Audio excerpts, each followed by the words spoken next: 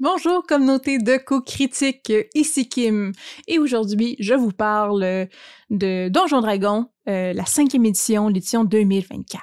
Vous avez déjà entamé une campagne de Donjons Dragons avec les règles de 2014, mais vous aimeriez actualiser votre personnage avec les informations du manuel du joueur de 2024? Voici comment faire. Donc, si vous voulez construire un personnage à partir de zéro, vous pouvez quand même regarder notre carnet de règles là, qui se trouve ici en lien. Donc, on vous donne toutes les étapes puis on explique vraiment en profondeur. Donc, la vidéo ici est vraiment pour vous dire comment modifier ou quel changement faire si vous voulez juste adapter votre personnage. Avant de commencer, vous devriez avoir une copie de votre ancienne feuille de personnage à portée de main, que ce soit sur papier ou dans une fenêtre séparée ouverte dans D&D Beyond, par exemple. Et vous allez pouvoir comparer à fur et à mesure, à moins que vous connaissiez vraiment par cœur tous les traits de votre personnage. Première étape, commencez par sélectionner votre classe et ajouter autant de niveaux que votre maître de jeu vous le permet, ou on s'entend là où vous êtes rendu dans votre présente campagne. Pour ça, c'est la même chose que la version 2014. Vous suivez le tableau du manuel du joueur pour savoir quelles caractéristiques de chaque niveau votre classe vous offre. Donc, si vous construisez votre personnage dans D&D Beyond, vos caractéristiques se rempliront automatiquement sur votre feuille de personnage quand vous choisissez la classe. Sinon, ben, vous prenez le manuel du joueur et vous suivez niveau par niveau et les ajoutez sur votre feuille. Si vous jouez l'artificier, vous devez toutefois vous référer au livre de Tasha's Cauldron of Everything, comme il n'est pas dans le livre du manuel du joueur de 2024. Chaque classe, sauf l'artificier, a subi quelques petits changements, alors assurez-vous de lire chaque capacité que vous avez, même si c'est quelque chose qui vous est très familier. Par exemple, comme forme sauvage pour le druide. Donc, ça se peut que la capacité ne fonctionne plus du tout de la même manière. Si vous avez multiclassé votre personnage aussi, c'est toujours possible de le faire, tant que vous avez au moins 13 dans la statistique principale de la classe dans laquelle vous allez piger. Pour le changement de classe, en bref, on a l'amélioration du score de caractéristiques qui est toujours accordé à certains niveaux de clés comme 4 et 8. Vous pouvez également choisir un don à la place. Ça ne change pas. Le changement ici, c'est que l'amélioration du score de caractéristiques est désormais répertoriée comme un don. Donc, si vous construisez encore une fois votre personnage dans D&D Beyond, vous devez sélectionner le don, dans le fond, qui permet l'amélioration du score de caractéristiques parmi tous les autres dons. Aussi, maintenant, chaque don offert dans cette liste-là, les dons, on pourrait dire plus classiques, qui ne sont pas les dons d'origine, viennent avec un modificateur, de caractéristiques. Donc, si vous prenez augmentation de caractéristiques, la seule chose que ça vous donne, c'est une augmentation de plus dans la caractéristique de votre choix, parce que tous les dons donnent une augmentation de caractéristiques. Aussi, le guerrier, le moine, le roublard, le barbare, le rôdeur, le paladin ont tous des nouvelles capacités appelées maîtrise d'armes. Donc ça confère des effets bonus aux attaques effectuées avec certaines armes. Donc, assurez-vous de lire les différentes propriétés de maîtrise des armes dans le chapitre 6 du manuel du joueur. Ces maîtrises-là peuvent se produire à chaque tour de combat et affecter quand même plusieurs ennemis. Donc, en choisissant vos maîtrises d'armes, vous allez avoir de nouvelles habiletés que vous n'aviez pas avant dans l'édition 2014. Si vous voulez en savoir un peu plus sur le sujet, ben, on a une belle vidéo sur les maîtrises d'armes que vous pouvez écouter. Aussi, comme changement, choisir les sous-classes dans Donjons et Dragons 2024 se fait à un moment différent, là, tout dépendamment de la classe de votre personnage et du niveau où vous êtes rendu. Donc, vous allez vous rendre compte que la sélection de votre sous-classe ne se fait pas nécessairement au même moment qu'avant. Une fois que vous avez atteint le niveau 3 dans votre classe, si vous adaptez votre personnage, probablement que vous l'avez déjà atteint, vous allez pouvoir prendre une sous-classe. Donc, chaque classe du manuel du joueur 2024 propose 4 options de sous-classe parmi lesquelles choisir. Donc, choisissez la sous-classe souhaitée en prenant encore une fois note des habiletés que vous avez débloquées en fonction de votre niveau actuel. Si la sous-classe que vous aviez auparavant n'est pas dans le nouveau manuel du joueur, vous pouvez combiner une classe de 2024 avec une sous-classe du manuel du joueur 2014, du chaudron de tout de Tasha, donc Tasha's Cauldron of Everything, du guide de tout de Xanatar, donc Xanatar Guide of Everything, et tout autre livre que votre maître de jeu vous autorise à utiliser. Vous ajouterez toujours les capacités autorisées par votre niveau, les nouvelles habiletés qui apparaissent à chaque niveau. Cependant, ça se peut vous remarquer, oui, la formulation de certaines habiletés vont peut-être entrer en conflit avec la formulation de 2024 pour certaines règles. Donc, travaillez avec votre maître de jeu pour vous assurer que vous avez les deux la même compréhension du fonctionnement de votre sous-classe dans le cadre des nouvelles règles. Tout est rétro-compatible. Donc, vous pouvez utiliser les sous-classes des autres livres, c'est pas un problème, mais si des fois la terminologie peut vous induire en erreur, faites juste vous assurer que vous et votre maître de jeu avez la même lecture de la situation. Votre ancienne historique aussi offrait probablement des capacités spécifiques axées sur le jeu de rôle, comme rendre les personnages non-joueurs sympathiques à votre égard ou permettre d'obtenir un hébergement gratuit dans certains établissements. Cette fois-ci, les historiques sont plus fonctionnels sur votre feuille de personnage. Chaque historique de Donjons Dragons 2024 fournit des compétences en outils et en compétences qui vous aideront à naviguer le monde ou même à fabriquer des objets. Ils détermineront également votre équipement de départ et votre art de départ. De manière plus importante encore, votre historique est désormais ce qui vous accorde des bonus de score de caractéristiques. Donc, vous obtiendrez un +2 à une statistique, un +1 à une autre statistique, ou 3+1 là, en fonction de votre historique. Les dons aussi vont être adaptés au thème de l'historique. Puis ça constitue un bon moyen là, de varier davantage votre personnage ou de l'optimiser pour la bataille, là, ce que vous préférez. Donc, si vous souhaitez utiliser ou continuer à utiliser un ancien historique des règles de 2014 ou encore là, tout autre livre là, comme The Book of Many Things, vous devez procéder à quelques petits ajustements. Dans ce cas, les anciens livres ne contiennent pas d'historique donnant des scores de caractéristiques ou les modificateurs de caractéristiques, et alors vous devez choisir deux scores pour donner, un score à donner +2 ou un autre à donner +1 ou un +1 à 3 caractéristiques différentes.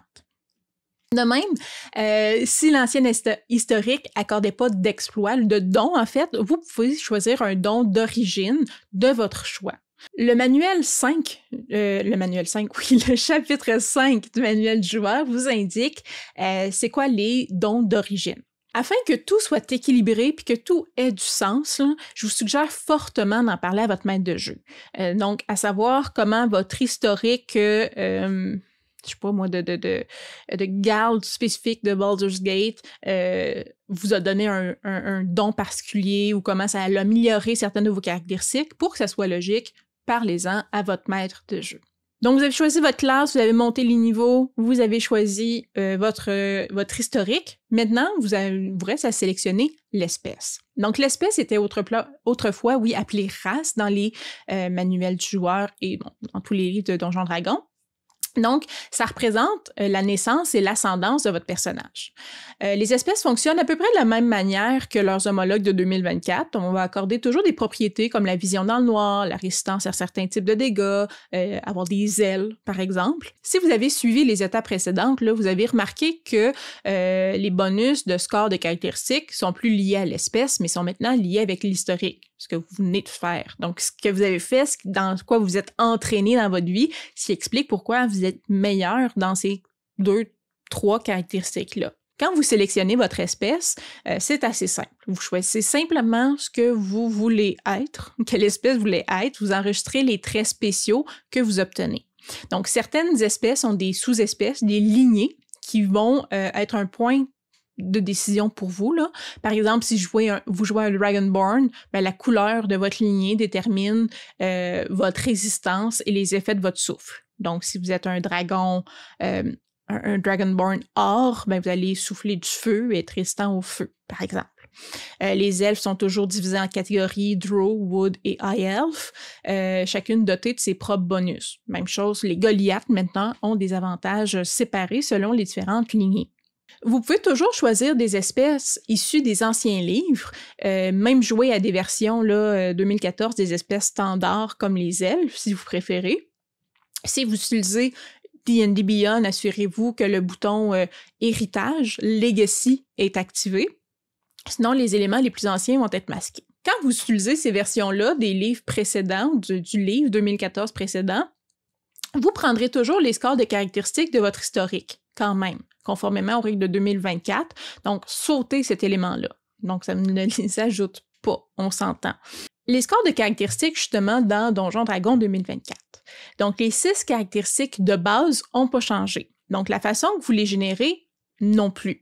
Que vous ayez lancé des dés pour les statistiques, pour vos scores, en fait, là, que vous ayez utilisé la matrice standard ou que vous ayez créé un personnage avec l'option de point buy, votre méthode est toujours valable. Probablement que vous pouvez laisser cette partie-là sur votre feuille de personnage intacte. Du moins ceux que vous aviez à la création de personnages là, avant les modificateurs qui, eux, ont peut-être changé en fonction des dons que vous avez pris, puis si vous avez sélectionné un historique différent.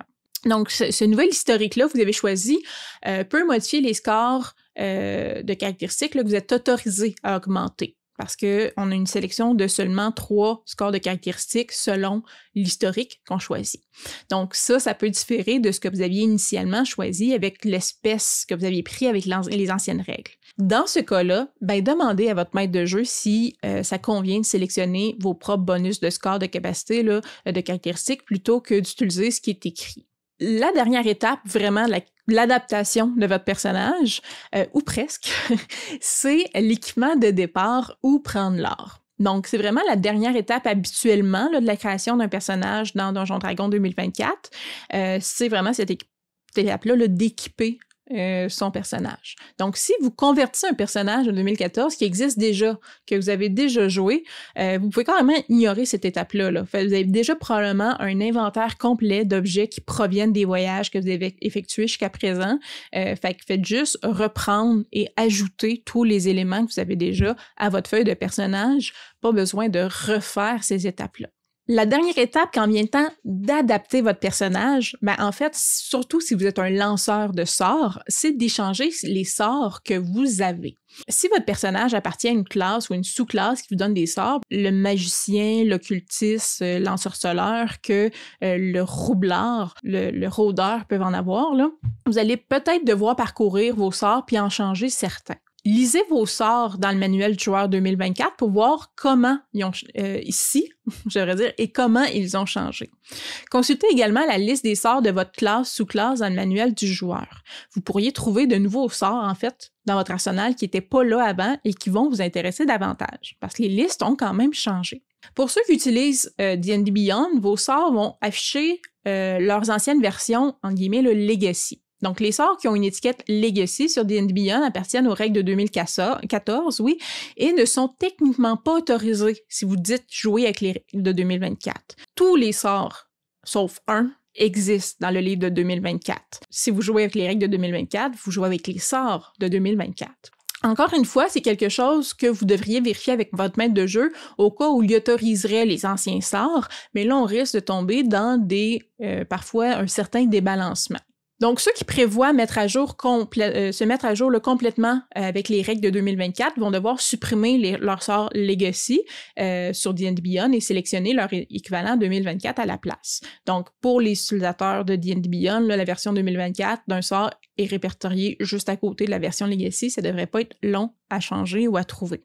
Si vous avez une feuille écrite à la main, faites juste vérifier que c'est vraiment les sorts que vous voulez garder. Puis sinon, il n'y a rien à changer. Faites juste changer le manuel pour avoir la définition. 2 exceptions, c'est les sorts Feeble Mind et Branding Smite.